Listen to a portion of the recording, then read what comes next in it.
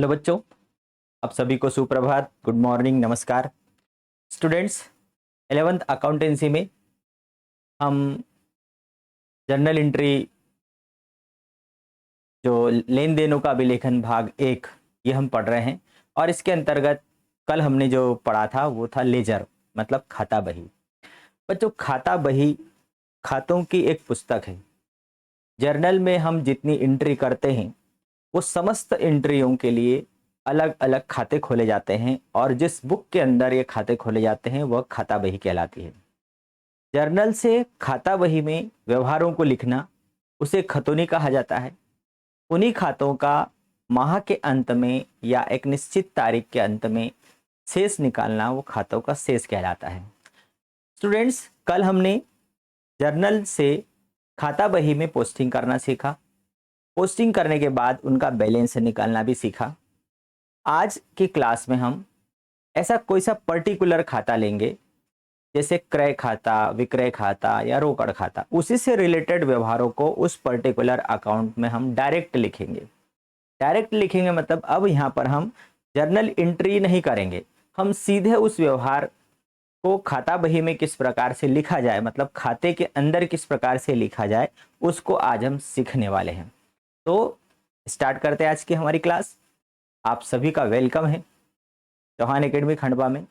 आप लोगों को वीडियो अच्छा लगे तो आप उसको लाइक करें, अपने दोस्तों के साथ शेयर करें, और यदि आप नए हैं इस चैनल के ऊपर तो आप उसको सब्सक्राइब करना ना भूलें। ठीक है, तो आप सभी का वेलकम है। स्टार्ट करते हैं आज की हमारी क्लास। स्टूडेंट्स, आज हम बनाएंगे क्रय खाता। क्रय खाता मतलब परचेस अकाउंट। देखिए, पहले मैं आप लोगों को समझा दूं कि निम्नलिखित व्यवहारों से क्रय खाता बनाइए और उसका शेष निकालिए। हमें क्रय खाता बनाना है और उसका बैलेंस निकालना है। अब यहाँ पर मैं जर्नल एंट्री नहीं बताऊंगा, आपको खुद को मालूम है कि हम जब माल खरीदते हैं तो क्रय खाता डेबिट होता है। 99% जो कैश में क्रय खाता डेबिट ही होता है।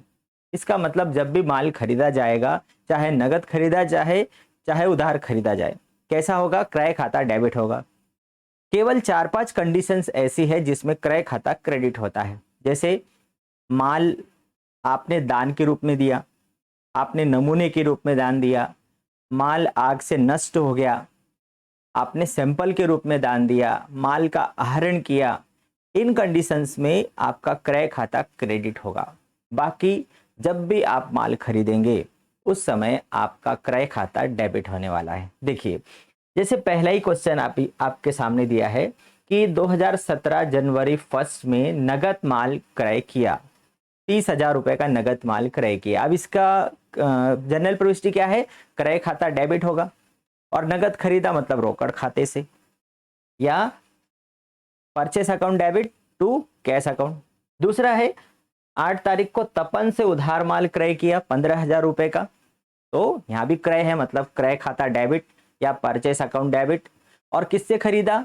तपन से खरीदा उधार, मतलब जिस व्यक्ति से यदि हम खरीद रहे हैं तो देने वाला है, तो तपन क्या हो गया?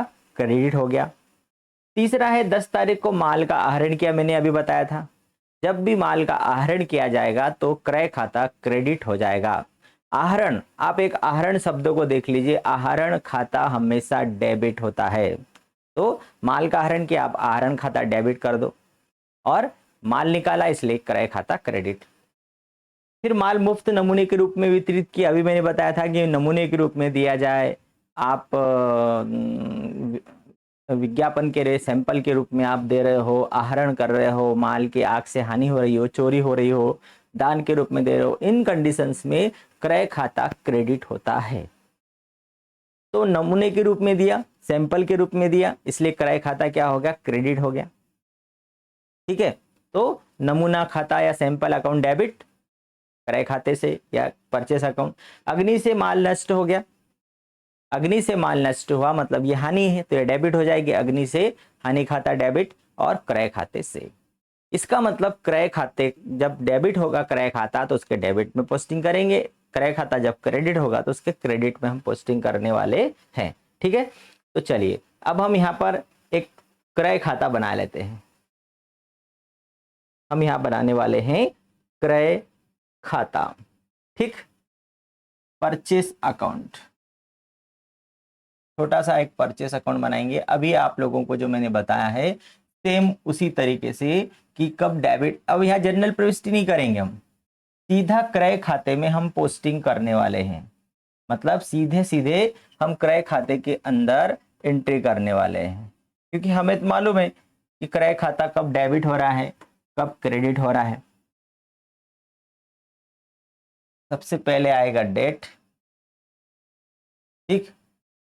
उसके बाद पर्टिकुलर, फिर JF, amount,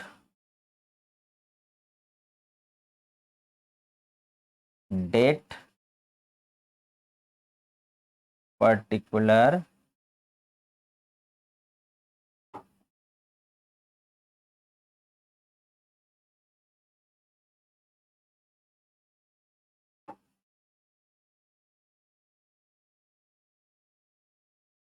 date, particular, JF, amount, date, particular, JF और अमाउंट। देखिए, अब सबसे पहले हम यहां पर लिखने वाले हैं परचेस अकाउंट।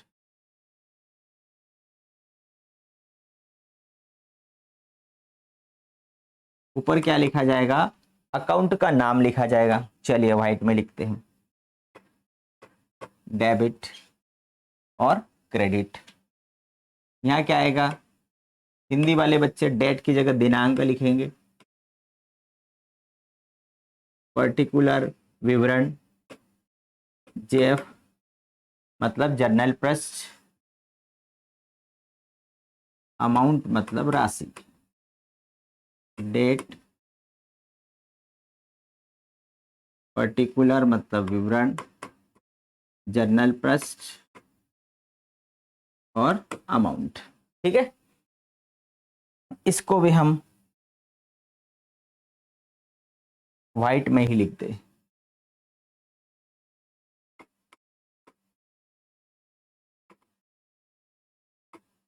परचेस अकाउंट, ठीक।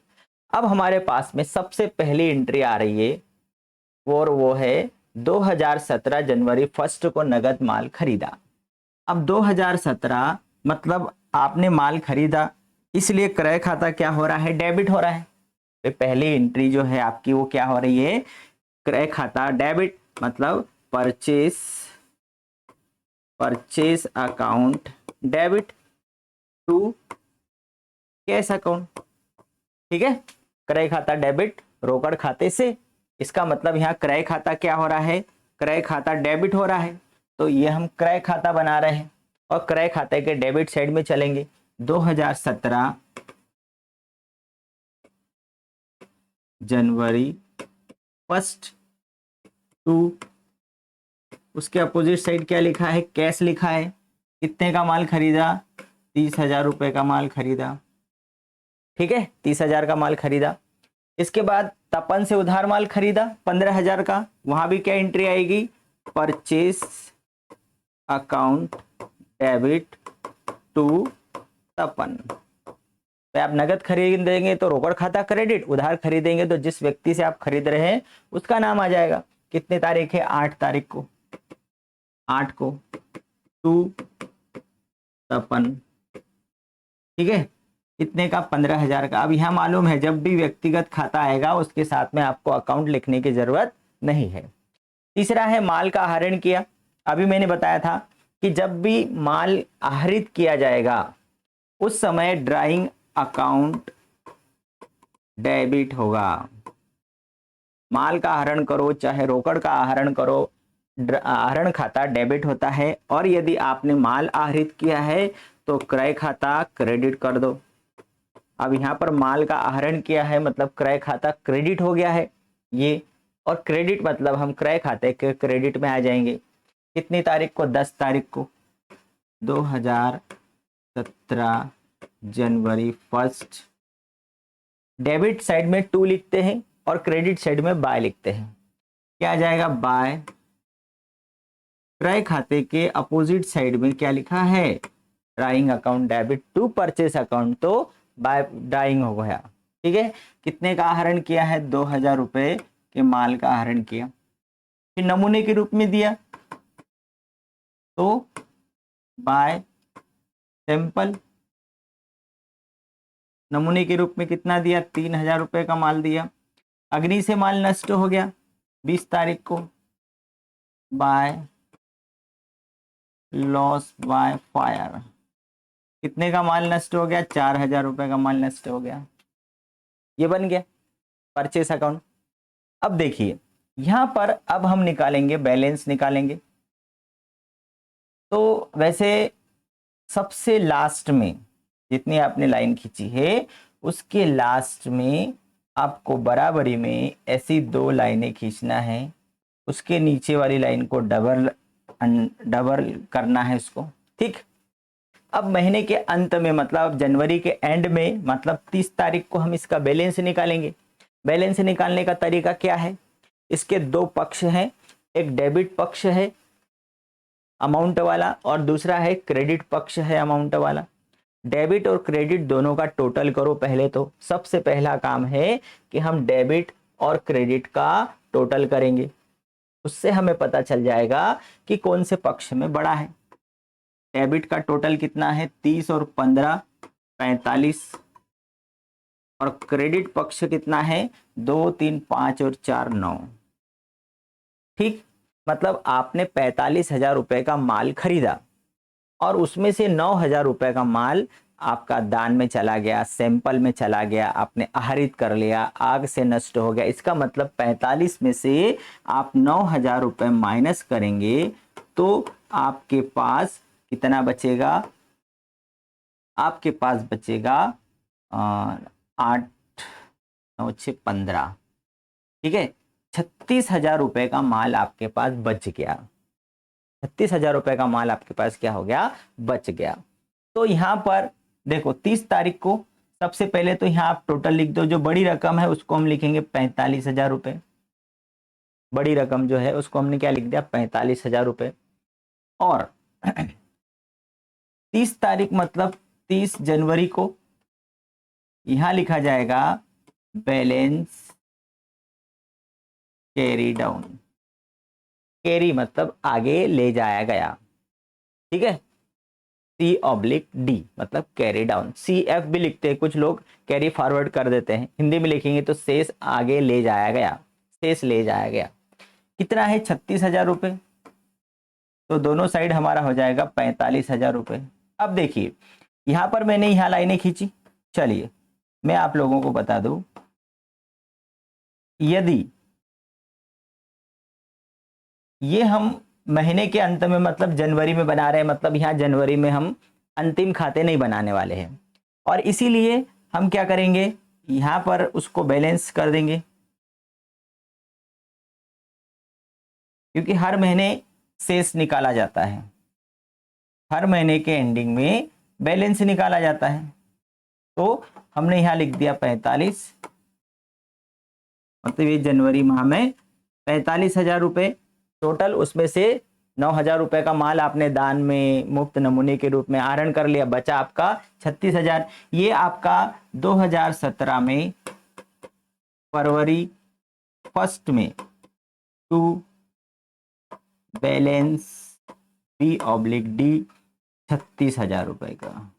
ठीक है, ये 36,000 रुपए का बैलेंस आपके पास है। मतलब यदि कोई आपसे पूछे कि जनवरी के एंड में आपके पास कितने रुपए का माल है, तो आप तुरंत बता दोगे कि जनवरी के एंड में मतलब 30 जनवरी को हमारे पास कितने रुपए का माल बचा हुआ है? 36,000 रुपए का माल बचा हुआ है। कोई बोले आपके पास फरवरी के फर्स्ट में, मंथ के फर्स्ट में कितना पैसे का माल है? तो 36,000 रुपए का माल है। अब आप 36,000 आपके पास इतने रुपए का माल है, अब उसके अकॉर्डिंग माल खरीदोगे, या फिर 36,000 का पहले माल बेचोगे उसके बाद खरीदोगे। मतलब इससे एक आइडिया आ जाता है व्यापारी को कि अब क्या करना, वो निर्णय ले सकता है आगे का कि इस महीने में फरवरी में माल खरीदना है कि नहीं खरीदना है। कितना बेचना है, ज़्यादा माल तो नहीं इकट्ठा हो गया है, ये वो आसानी से निर्णय ले सकता है। तो ये बन गया हमारा, क्या बन गया, क्रय खाता बन गया। अब यहाँ पर एक बात ध्यान देने वाली है। कौन सी बात ध्यान देने वाली है भाई, ये क्रय खाता है, ठीक है। खाते 3 प्रकार के होते हैं। खाते कितने प्रकार के होते हैं, 3 प्रकार के होते हैं, हम सभी को मालूम है। 3 प्रकार के खाते होते हैं। एक होता है व्यक्तिगत खाता, व्यक्तिगत खाता, ठीक है। अब व्यक्तिगत खाता मतलब किसी व्यक्ति का खाता, फर्म का खाता, संस्था का खाता, बैंक का खाता। तो इनका जब हम खाता बनाते हैं, जैसे रामलाल का खाता बनाया, श्यामलाल का खाता बनाया, रमेश, सुरेश, दिनेश, महेश, जिसका भी हमने खाता बनाया, तो लास्ट में जैसे अभी हमने बैलेंस निकाला, ऐसे यहाँ पर उसका बैलेंस ले जाया जाता है या लाया जाता है। या तो वो देनदार होगा, उसके ऊपर हमारा पैसा निकल रहा है तो वो देनदार होगा, या फिर उसका पैसा हमारे ऊपर निकल रहा है तो वो लेनदार होगा। तो यहाँ पर उसका जो शेष है, उसका जो शेष है वह ले जाया जाता है, मतलब इसका शेष निकलता है। वर्ष के अंत में इसका शेष आगे जाता है कि हाँ ये देनदार है और ये लेनदार, इसका शेष निकलता है। दूसरा खाता होता है वास्तविक खाता। वास्तविक मतलब रियल अकाउंट। रियल अकाउंट में कौन कौन से खाते आते हैं, अब इसमें 2 तरह के खाते आते हैं। एक तो माल से संबंधित और दूसरे संपत्ति से संबंधित, ठीक है। तो पहला जो माल से संबंधित खाता है, माल खाता जो है, उसमें कौन कौन से हैं, क्रय खाता, दूसरा कौन सा है, विक्रय खाता, तीसरा है क्रय वापसी खाता, ठीक है, फिर है विक्रय वापसी खाता, फिर 5वां है स्टॉक। ये जो 5 प्रकार है माल खाते के, इनका जो बैलेंस है, इनका बैलेंस व्यापार खाते में ट्रांसफर होता है वर्ष के अंत में। भाई खाते कब बनाए जाते हैं, वर्ष के अंत में बनाए जाते हैं। अंतिम खाते जो अभी आगे, इसके आगे जब चलेंगे तो अंतिम खाते मतलब व्यापारी का जो अंतिम जो है, वर्ष का अंतिम दिन कौन सा होता है, 31 मार्च होता है। 31 मार्च को जब वो अंतिम खाते बनाता है तो हर एक खाते का शेष निकालता है। जैसे क्रय खाता ये जनवरी में बनाया, फरवरी में बनाएगा, मार्च में बनाएगा। मार्च में एंडिंग में जो बैलेंस आएगा वो यहाँ पर बैलेंस ले जाया गया ऐसा नहीं लिखेगा, बैलेंस कैरी डाउन नहीं लिखेगा। इसके जो शेष को वह कहाँ ट्रांसफर कर देगा, ट्रेडिंग अकाउंट में ट्रांसफर कर देगा, व्यापार खाते में ट्रांसफर कर देगा और ये खाता बंद हो जाएगा। मतलब क्रय, विक्रय, क्रय वापसी, विक्रय वापसी और स्टॉक, ये 5 खातों का जो शेष है, ये 5 खातों के जो शेष है वर्ष के अंत में व्यापार खाते में हस्तांतरित हो जाते हैं। और दूसरा जो टाइप आता है हमारे पास में वास्तविक खाते में, जो दूसरा टाइप है, पहला टाइप हो गया माल खाता, इनका जो बैलेंस है वो हम व्यापार खाते में ट्रांसफर करते हैं, है ना, व्यापार खाता बनाएंगे आगे, ट्रेडिंग अकाउंट, उसमें ट्रांसफर करते हैं। और दूसरा होता है संपत्ति से रिलेटेड खाता। तो संपत्तियां जितनी भी होती है दीर्घकाल के लिए खरीदी जाती है, जैसे मशीन, भूमि, भवन, फर्नीचर, है ना, ये दीर्घकाल के लिए खरीदी जाती है और इनका जो बैलेंस है वो आगे फॉरवर्ड किया जाता है, शेष ले जाया गया। जैसे बैलेंस कैरी डाउन, ये खाते बंद नहीं होते, ये हमेशा आगे बढ़ते चले जाते हैं। भाई आपने यहाँ से व्यापार खाते में, जैसे आपने क्रय खाता बनाया, इसका बैलेंस आपने व्यापार खाते में ट्रांसफर कर दिया, मतलब ये खाता यहाँ क्या हो गया, क्लोज हो गया, बंद हो गया। और यदि आपने ये शेष आगे ले जाया गया, मतलब ये खाता अभी बंद नहीं हुआ है, टू बी कंटिन्यू है, आगे ले जाया गया, आगे ले जाया गया मतलब खाता बंद नहीं हुआ। और यदि उस शेष को आपने कहीं ट्रांसफर कर दिया है, इसका मतलब वो खाता बंद हो गया। फॉर एग्जाम्पल, जैसे हमारा बैंक में अकाउंट है, अब हमारे बैंक अकाउंट में जो बैलेंस है वो बैलेंस को आप किसी दूसरे अकाउंट में ट्रांसफर करना चाहते हो, तो दूसरे अकाउंट में ट्रांसफर कर दोगे तो आपका जो बैलेंस क्या हो जाएगा, 0। इसका मतलब वो खाता आप क्या हो जाएगा, क्लोज आप कर दोगे, इसीलिए आपने 0 किया है। दूसरा, यदि वो बैलेंस आगे बढ़ता जाएगा तो मतलब वो खाता चालू है। इसी प्रकार से यहाँ बैलेंस ले जाया गया, बैलेंस लाया गया, ये यदि है तो मतलब खाता चालू है। और यदि आपने ये बैलेंस नहीं लिखा और इसकी जगह क्या लिखा, ट्रेडिंग अकाउंट लिख दिया कि भाई इस खाते का बैलेंस हमने व्यापार खाते में ट्रांसफर कर दिया, मतलब ये खाता यहाँ पर क्या हो जाएगा, ये क्लोज हो जाएगा, इसके आगे ये बैलेंस ले जाया गया, लाया गया नहीं लिखा जाएगा। क्लियर। तो और तीसरा टाइप आता है हमारे पास कौन सा, नाम मात्र का खाता। अब ये नाम मात्र, उसके नाम में स्पष्ट है कि ये केवल नाम मात्र के लिए खोले जाते हैं। जितने भी प्रत्यक्ष व्यय और अप्रत्यक्ष व्यय हैं वो समस्त खातों के जो शेष हैं वह सभी प्रत्यक्ष व्ययों का शेष व्यापार खाते में ले जाया जाता है और अप्रत्यक्ष व्ययों का शेष लाभ हानि खाते में ट्रांसफर किया जाता है। जैसे प्रत्यक्ष व्यय का मतलब ये होता है वस्तु खरीद कर लाते हैं और उसको बिक्री योग्य बनाने तक जितने भी व्यय होते हैं वो समस्त व्यय प्रत्यक्ष व्यय कहलाते हैं। प्रत्यक्ष व्यय का मतलब वस्तु की लागत में वो जुड़ जाते हैं। जैसे आप कच्चा माल खरीद कर लाए, उसके लिए भाड़ा दिया, मतलब आंतरिक गाड़ी भाड़ा, माल को लाने में, अंदर लाने में जो भाड़ा देते हैं आंतरिक गाड़ी भाड़ा, तो आप कच्चा माल खरीदा, आंतरिक गाड़ी भाड़ा दिया, उसके लिए मजदूरी दी, उसके लिए आपने ईंधन, कारखाने के अंदर वो वस्तु को बनाने में ईंधन लगा, गैस लगा, है ना, कारखाना व्यय लगा, निर्माण जो व्यय है, ये सारे जो समस्त व्यय हैं ये कहाँ पर लगने वाले हैं, ये आपको व्यापार खाते में ट्रांसफर हो जाएंगे। वस्तु बनने के बाद, अब आपकी वस्तु बन गई, अब उसको आप बेचने के लिए भेजेंगे, तो विक्रय से संबंधित जितने भी व्यय होंगे या एडमिनिस्ट्रेशन से संबंधित, व्यापार के संचालन से संबंधित जितने भी व्यय होंगे वह जाएंगे लाभ हानि खाते में। जैसे वेतन है, किराया है, कर है, दर है, विज्ञापन है, टेलीफोन व्यय है, बिजली बिल है, ये समस्त व्यय लाभ हानि खाते में ट्रांसफर हो जाते हैं। तो यहाँ पर हम एक लिस्ट आगे देखेंगे कि व्यापार खाते में कौन कौन से खातों के बैलेंस को ट्रांसफर किया जाता है, लाभ हानि खाते में किसको ट्रांसफर किया जाता है। अभी हम यहाँ देख लें इनको तीनों को कि व्यक्तिगत खाते का शेष ले जाया जाता है, वास्तविक खातों में माल खाते के शेष को हम व्यापार खाते में ट्रांसफर करते हैं, संपत्ति खाते का शेष ले जाया जाता है, नाम मात्र के खाते में पहले नंबर पर जो प्रत्यक्ष व्यय है, प्रत्यक्ष व्यय को हम व्यापार खाते में ले जाते हैं, इतना ध्यान रखना। प्रत्यक्ष व्यय को व्यापार खाते में और अप्रत्यक्ष व्यय को लाभ हानि खाते में ले जाते हैं, लाभ हानि खाता। इतनी बात यदि आप ध्यान रखोगे तो जब भी हम खातों का शेष निकालने जाएंगे और बोला जाएगा कि भाई खातों का शेष निकालिए, खातों के को बंद कीजिए, तो इसी कंडीशन में आपको ध्यान रखना पड़ेगा कि व्यक्तिगत खातों के शेष आगे ले जाए जाते हैं। यदि दोनों पक्ष बराबर है, डेबिट क्रेडिट, तो वो जीरो हो गया, मतलब वो वहीं बंद हो जाता है, लेकिन शेष निकला है मतलब वो आगे ले जाया गया। वास्तविक में माल खाते के शेष को आप व्यापार खाते में ट्रांसफर कर देंगे, संपत्ति खातों के शेष आगे ले जाया गया, नाम मात्र में प्रत्यक्ष व्ययों को व्यापार खाते में ले जाएंगे और प्रत्यक्ष व्ययों को लाभ हानि खाते में ले जाएंगे। क्लियर है ये हमने क्रय खाता, डायरेक्ट क्रय खाता बनाना सीखा। अब आगे हम देखते हैं, एक और क्वेश्चन देखते हैं। अब कौन सा खाता बनाएंगे, अब हम बनाएंगे विक्रय खाता। मेसर्स कुमार एंड सन्स की खाता बही में निम्न विवरण से विक्रय खाता बनाइए और संतुलित कीजिए, मतलब उसको बराबर कीजिए, मतलब दोनों बैलेंस बनाइए, मतलब शेष निकालिए। 2017 नवंबर के महीने के व्यवहार दिए गए हैं। 5 नवंबर को राहुल का 20% व्यापारिक बट्टे की शर्त पर रोकड़ी माल बेचा 10,000, मतलब राहुल को, राहुल को 20% व्यापारिक बट्टे की शर्त पर नगद माल बेचा। भाई नगद माल बेचा, आपको रोकड़ मिलेगी, रोकड़ खाता डेबिट, बट्टा खाता डेबिट, विक्रय खाते से। इसकी एंट्री क्या हो गई, इसकी एंट्री हो जाएगी कैश अकाउंट डेबिट, इसके साथ में डिस्काउंट दे रहे हैं आप, तो discount account debit to sales account, मतलब विक्रय खाते से। कितने का माल बेचा आपने, सॉरी, यहां पर आप देखिए व्यापारिक बट्टा है, व्यापारिक बट्टा है, इसका मतलब हम व्यापारिक बट्टे का लेखा नहीं करने वाले हैं।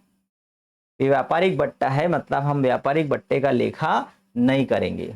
देखिए तो क्या आएगा, सीधा सीधा लिखेंगे cash account debit to sales account, बस 10,000 का 20% कितना हो गया, 200 रुपए, तो 9,800। आपने कितने का माल बेचा, 9,800 का। अब आप कौन सा खाता बनाएंगे, विक्रय खाता। हमें विक्रय खाता बनाना है, विक्रय खाता क्रेडिट हुआ है, मतलब विक्रय खाते के क्रेडिट में हम लिखेंगे बाय कैश अकाउंट।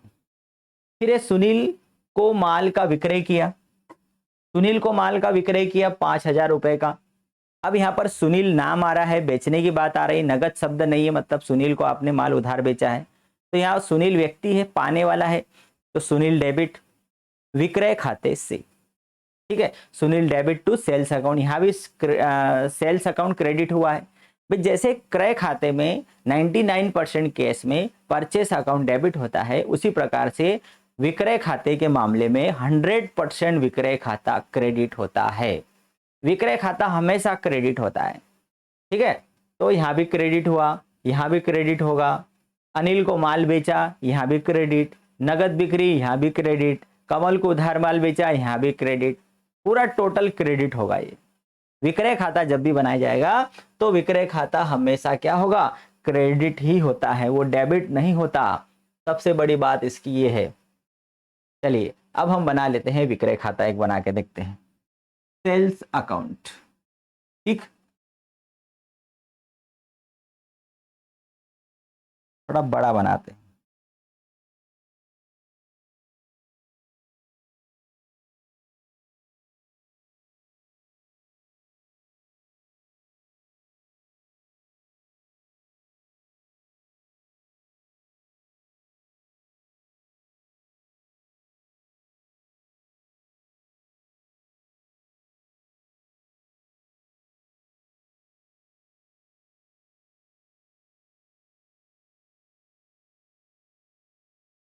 डेट,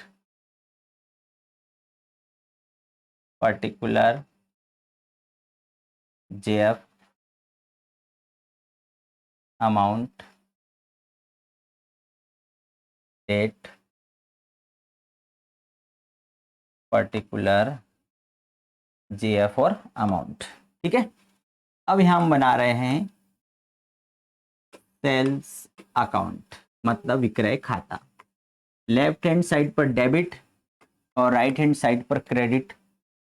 सबसे पहले आएगा हमारा date, particular, JF, amount, date, particular, JF और अमाउंट। ठीक है, 2017, भाई अभी हमने देखा कि व्यापार खाता हमेशा क्रेडिट ही होगा। 2017 नवंबर 5 को क्रेडिट में क्या लिखते हैं, बाय। किसको माल बेचा है, रोकड़ी बेचा है, मतलब कैश अकाउंट। कितना आया था, 9,800 रुपए का। फिर 14 तारीख को, 14 तारीख को आपने सुनील को माल बेचा, उधार बेचा है इसलिए सुनील का नाम आएगा, बाय सुनील, 5,000 रुपए का माल बेचा। फिर 20 तारीख को आपने अनिल को माल बेचा, उसने चेक से भुगतान किया 2,000, तो आपको बैंक अकाउंट मतलब चेक मिला, 2,000 रुपए का चेक मिल गया। फिर नगद विक्रय किया 24 तारीख को, नगद विक्रय किया मतलब आपको कैश मिल गया, बाय कैश अकाउंट 3,600 रुपए। फिर कमल को उधार माल बेचा 28 तारीख को, बाय कमल, 1,400 रुपए का आपने माल बेचा। बस, मतलब विक्रय खाते में टोटल एंट्रीज क्रेडिट में ही हो रही है, डेबिट हुआ ही नहीं हो। और होता ही है हमेशा, जब भी आप माल बेचेंगे तो माल आता है तो डेबिट और जाता है तो क्रेडिट। आता है मतलब खरीदते हैं तो इसलिए क्रय खाता डेबिट होता है, और जाता है मतलब आप बेच रहे हैं तो क्रेडिट होता है, इसलिए विक्रय खाता क्रेडिट हो गया। बस आप क्या करना है, आपको यहाँ पर बैलेंस निकालना है। तो यहीं पर हम इसका बैलेंस निकाल लेते हैं टोटल। अब बैलेंस निकालने के लिए क्या करना है, आपको कुछ नहीं करना है, क्योंकि डेबिट में तो कोई एंट्री है ही नहीं। कितना है, 9, 5, 14, 2, 16, 3, 19 और एक 20 और एक 21,800, 21,800। 10, 5, 15, तो 17, 3, 20, राहुल का रुपये बेचा 10,000 का।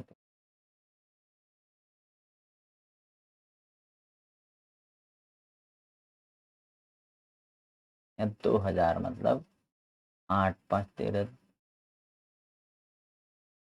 30। अच्छा, यहाँ पर हमने जो व्यापारिक बट्टा है वो गलत निकाला है। 10,000 रुपए का 20% व्यापारिक बट्टा 2,000 आएगा। 20 25 100 5 दूनी 10 है ना। तो 10,000 में से 2,000 रुपये हमारा जाएगा तो ये 8,000 आएगा। ठीक, तो यहाँ पर आएगा 8,000। 8 5 13 2 15 3 18 19 और 1 20,000।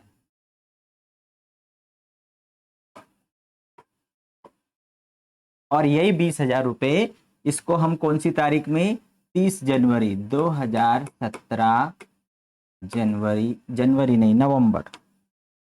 नवंबर 30 को टू बैलेंस कैरी डाउन 20,000 रुपये का बैलेंस ले जाया गया। फिर वही बैलेंस इधर आ जाएगा। 2017 दिसंबर 1 बाय बैलेंस ब्राउट डाउन 20,000 रुपये। ठीक है, तो ये शेष। अब ये कंडीशन कैसी थी कि केवल क्रेडिट में ही था 20,000 रुपये, तो डेबिट माइनस करने की जरूरत ही नहीं पड़ी। वही क्या हो गया, डेबिट साइड में कैरी डाउन हो गया, शेष ले जाया गया। और फिर वही बैलेंस जो है, वही बैलेंस क्या हुआ, वो वहां से उठ के क्या हो गया, वो यहां आ गया। ये वो बैलेंस अगले महीने को क्या आ गया, यहां पर आ गया वो। ठीक है, तो ये इस प्रकार से हमें विक्रय खाता बनाना है। शेष ले जाया गया और अगले महीने वो शेष लाया गया। फिर दिसंबर महीने में फिर हम माल बेचेंगे तो यहाँ एंट्री होती जाएगी, फिर वो ले जाया गया, लाया गया। और वर्ष के अंत में 31 मार्च को जब हम क्लोज करेंगे उस समय क्या होगा, इसका जो बैलेंस है वो बैलेंस यहाँ ले जाया गया नहीं लिखेंगे, क्या लिखेंगे, व्यापार खाता टू ट्रेडिंग अकाउंट, मतलब ट्रांसफर टू ट्रेडिंग अकाउंट हो जाएगा, व्यापार खाते में वो ट्रांसफर हो जाएगा। ठीक है, चलिए एक और खाता बनाते हम। श्रीकांत के खाते में, मतलब एक व्यक्ति का खाता बनाना है। हमने अभी तक किसका खाता बनाया, क्रय खाता बनाया, एक विक्रय खाता बनाया। अब हम एक व्यक्ति का खाता बनाते हैं। एक व्यक्ति में क्या होता है, पाने वाला डेबिट और देने वाला क्रेडिट, बस सीधी सी बात है।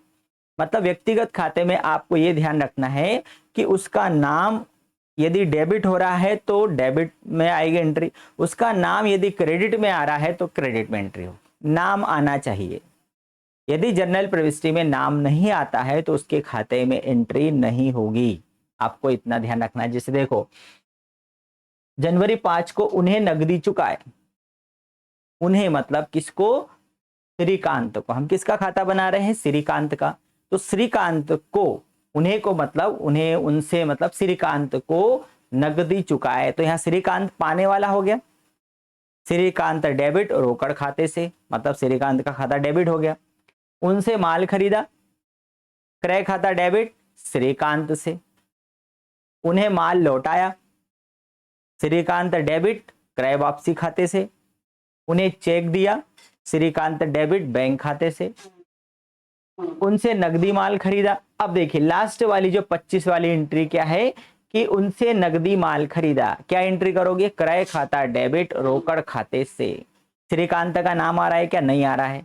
श्रीकांत का नाम नहीं आ रहा है तो हम श्रीकांत के खाते में एंट्री नहीं करेंगे, भले ही से श्रीकांत से रिलेटेड, लेकिन यहाँ पर श्रीकांत का नाम नहीं आ रहा है क्योंकि आप नगद खरीद रहे हो। क्रय खाता डेबिट हो गया रोकड़ खाते से, दो खाते प्रभावित हो रहे हैं, एक तो क्रय खाते में एंट्री हो जाएगी, दूसरी रोकड़ खाते में एंट्री हो जाएगी, श्रीकांत के खाते में नहीं जाएगा।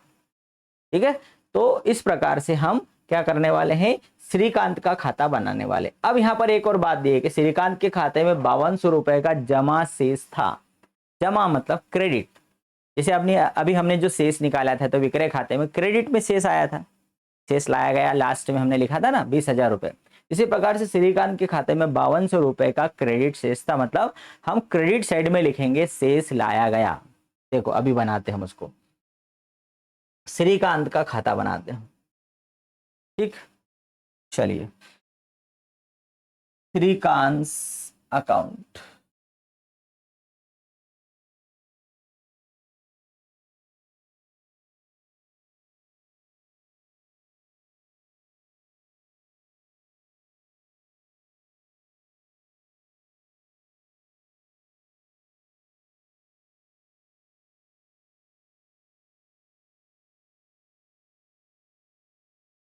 डेट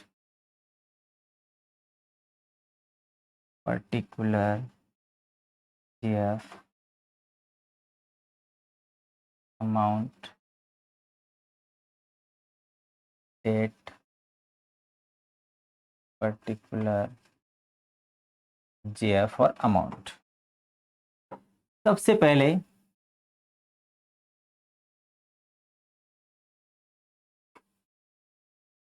श्रीकांत अकाउंट, श्रीकांत का खाता, डेबिट और ये क्रेडिट।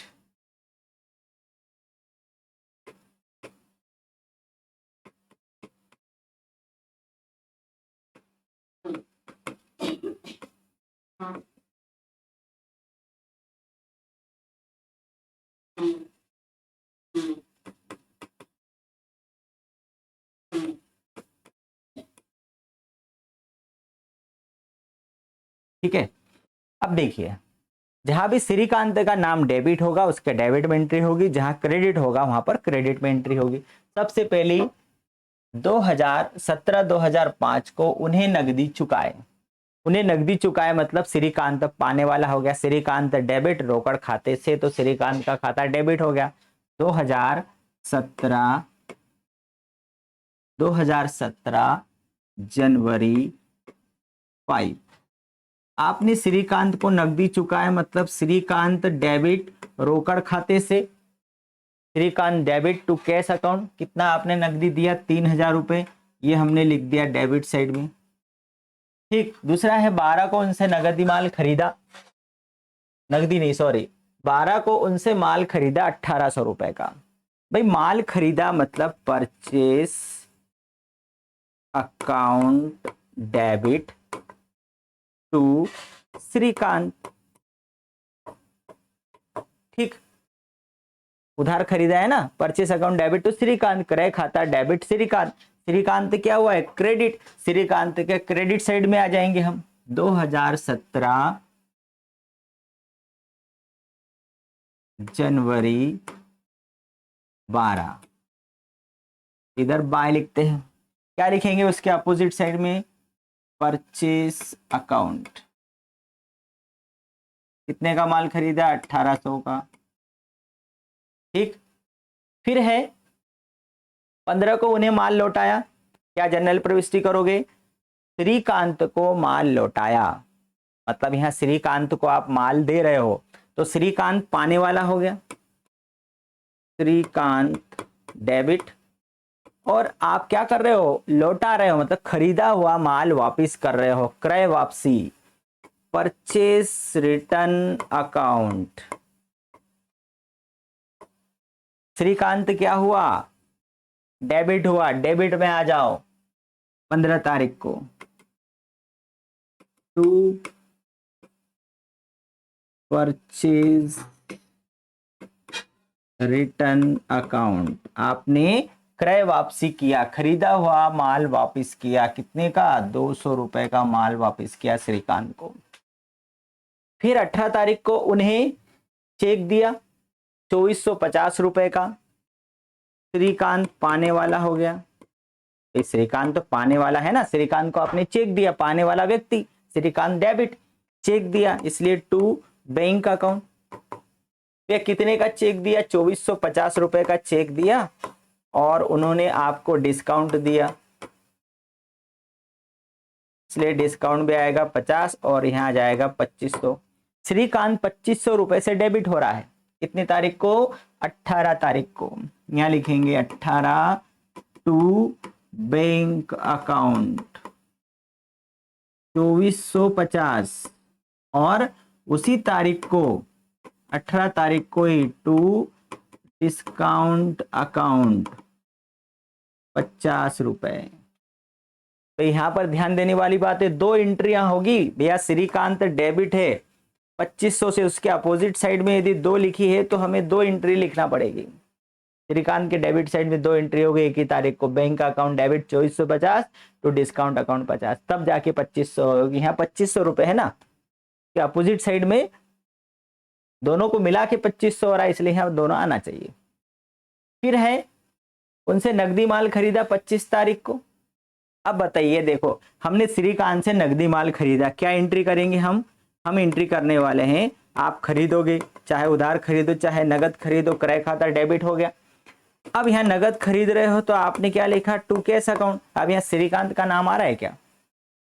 यहाँ श्रीकांत का नाम नहीं आ रहा है कहीं से कहीं तक, और इसलिए 25 तारीख की जो एंट्री है वह हम श्रीकांत के खाते में नहीं करने वाले हैं, क्योंकि वो नकदी व्यवहार है। ठीक है, नकदी मतलब कि वो उसमें श्रीकांत का कहीं से कहीं तक नाम नहीं आ रहा है। अब हम क्या करेंगे, अब हम निकालेंगे बैलेंस। ठीक,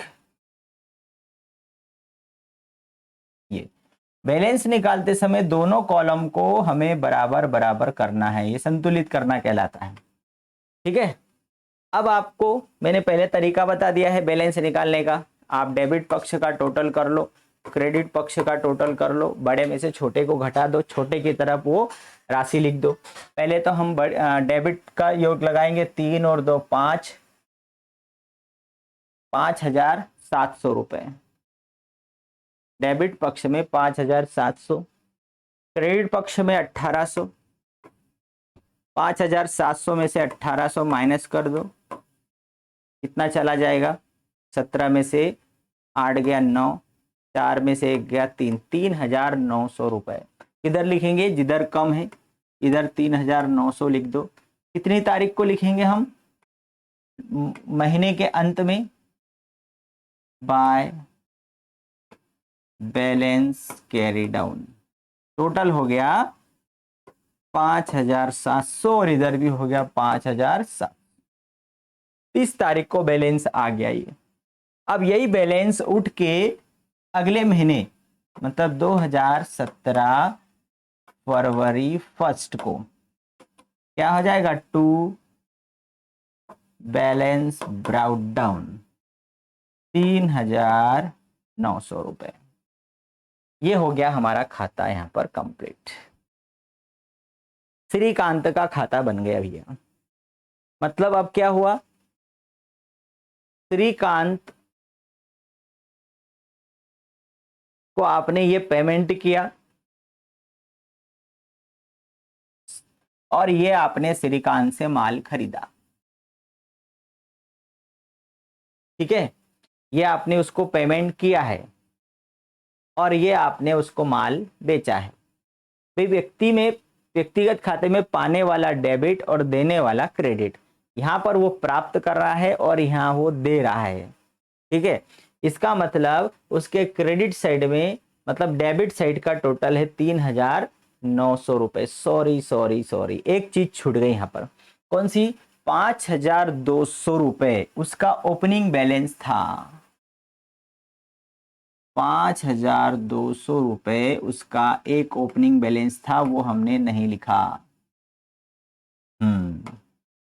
तो जनवरी 1 को बाय बैलेंस ब्राउट डाउन, मैं वही बोलूं कि प्रॉब्लम क्यों आ रही है इसमें, अब आ जाएगा ना अंतर।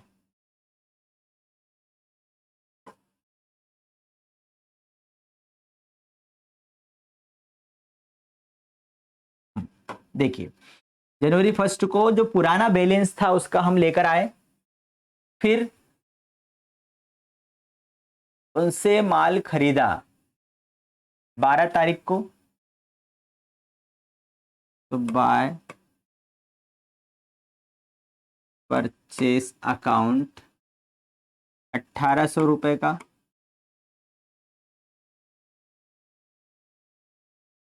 ठीक है, अब आ जाएगा 5 6, अब हम डेबिट और क्रेडिट करने वाले हैं।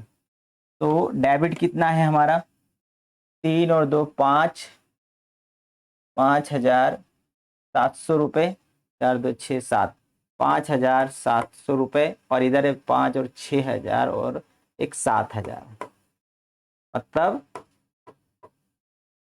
10 में से 7 गया 3, 1,300 रुपये।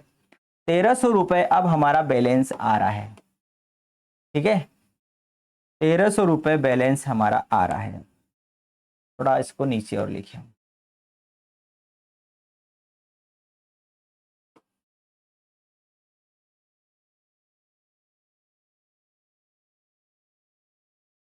और वो बैलेंस किधर लिखा जाएगा, इधर लिखा जाएगा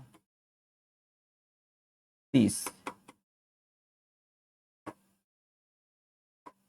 कैरी डाउन 1,300, और टोटल है हमारा 7,000, इधर भी 7,000 और इधर भी 7,000, ये भी बदल जाएगा 2017 फरवरी 1 बाय बैलेंस ब्राउट डाउन। अब हमारा कंप्लीट हुआ, अब हमारा क्वेश्चन कंप्लीट हो गया। देखिए सबसे पहले तो हम चलते हैं स्टेप बाय स्टेप, हम चलते हैं, आपको फिर से थोड़ा सा क्लियर कर दूं मैं। देखिए सबसे पहले तो उनका जो पुराना बैलेंस था वो लेकर के आए, पुराना जो बैलेंस था वो हम लेकर के आए, मतलब क्रेडिट बैलेंस, जमा बैलेंस, श्रीकांत के खाते में जमा शेष था, 1 जनवरी को जमा शेष लाया गया 5200 रुपए। उसके बाद में 5 जनवरी को हमने श्रीकांत को 3,000 रुपए दिए, पाने वाला हो गया इसलिए डेबिट। फिर 12 तारीख को हमने फिर श्रीकांत से माल खरीदा, क्रय खाता डेबिट, श्रीकांत से 1,800 का उधार माल खरीद लिया। 15 तारीख को हमने उसको 200 रुपए का माल वापस किया, पाने वाला हो गया डेबिट। 18 तारीख को हमने उसको चेक से पेमेंट किया 2,450 रुपए, और 50 रुपए का डिस्काउंट प्राप्त किया, इसलिए ये पाने वाला हो गया। फिर अंत में, महीने के अंत में अब हमें ये देखना है कि हमने उससे ये इतना माल खरीदा है और उसको हमने इतना पेमेंट किया है, मतलब अब महीने के अंत में अब उसको हमें और कितना पेमेंट करना है। तो 1,300 रुपए अब उसका बैलेंस हमारे ऊपर बचा है, मतलब वो लेनदार हुआ, हमने खरीदा है उससे उधार खरीदा है, मतलब वो हमारा कौन है, लेनदार है। मतलब जो श्रीकांत है, ये श्रीकांत हमारे से जमा शेष है, मतलब कि संपत्तियों का शेष डेबिट होता है और दायित्व का शेष क्रेडिट होता है। ये जमा शेष कहलाए, मतलब जिधर का पक्ष बड़ा है वह शेष कहलाता है। यहां ध्यान रखना आपने, शेष हमने यहां लिखा है, इसका मतलब कि डेबिट शेष नहीं है, जो पक्ष बड़ा है, डेबिट और क्रेडिट में से जो पक्ष बड़ा होगा वह उसका बैलेंस माना जाता है। तो ये 1,300 रुपए इधर का है, ज्यादा रकम किधर की थी, क्रेडिट की थी, और इसीलिए ये वास्तव में क्रेडिट में ही आई, ठीक है। तो ये श्रीकांत कौन हुआ, लेनदार हुआ। 1,300 रुपए श्रीकांत हमारे से लेने वाला है। अब अगले महीने फिर फरवरी में हम उससे माल खरीदेंगे तो क्रेडिट में लिखेंगे, उसको भुगतान करेंगे तो डेबिट में लिखेंगे, और फिर महीने के अंत में हमें, जैसे आप दुकानदार, किराना दुकान चला रहे हो तो आप किसी श्रीकांत नाम के व्यक्ति, कोई थोक विक्रेता है जिससे आप किराना सामान खरीद कर लाते हो, आप खरीद कर लाओगे तो इधर लिखोगे, आप उसको पेमेंट करोगे तो इधर लिखोगे, और महीने के अंत में फिर बैलेंस निकालोगे, हाँ आप 1,300 रुपये उसको देना है, जनवरी के एंड में 1,300 रुपये अब उसको देना बाकी है। फिर फरवरी में आप फिर खरीदोगे तो क्रेडिट में लिखोगे, फिर आप उसको पेमेंट जो भी करोगे वो डेबिट में लिखोगे। मतलब लिखने की जरूरत कब पड़ती है व्यक्तिगत खाते में, जब आप उधार व्यवहार कर रहे हो, माल उधार खरीद रहे हो, उसको कुछ नगद पेमेंट कर रहे हो, तब आपने नगद खरीद लिया मतलब हिसाब बराबर, आपने माल खरीदा पैसा दे दिया, उसको उसके खाते में लिखने की जरूरत नहीं है, क्योंकि माल लिया और पैसा दिया, दो खाते प्रभावित हुए, दोनों खाते श्रीकांत से रिलेटेड नहीं है, ठीक है। तो यहां पर ये हमारा जो है ये कंप्लीट हो गया, किसका खाता, श्रीकांत का खाता बन गया, समझ में आ गया। चलिए अब लास्ट आज की क्लास का एक क्वेश्चन और हम देखते हैं, और वो है रोकड़ खाता। भाई इसमें से कोई सा भी एक खाता बनाने को जरूर आएगा, क्रय खाता आएगा या विक्रय खाता आएगा या फिर किसी व्यक्ति का खाता आएगा या फिर रोकड़ खाता आएगा, चार में से कोई सा खाता बनाने को आता है। वैसे रोकड़ खाता ये अभी हम आगे जो हमारी सहायक बहियां आने वाली है, इसके बाद जस्ट बाद हम सहायक बही बनाने वाले हैं, उसमें रोकड़ खाता बनाने आएगा, उसमें भी हम समझ जाएंगे सिंगल कॉलम कैश बुक किस प्रकार से बनाई जाती है, वो हम उसमें समझ जाएंगे। ठीक है, तो आज के लिए हम इतना ही करें, आज के लिए हम हमारी क्लास इतनी कंप्लीट करें।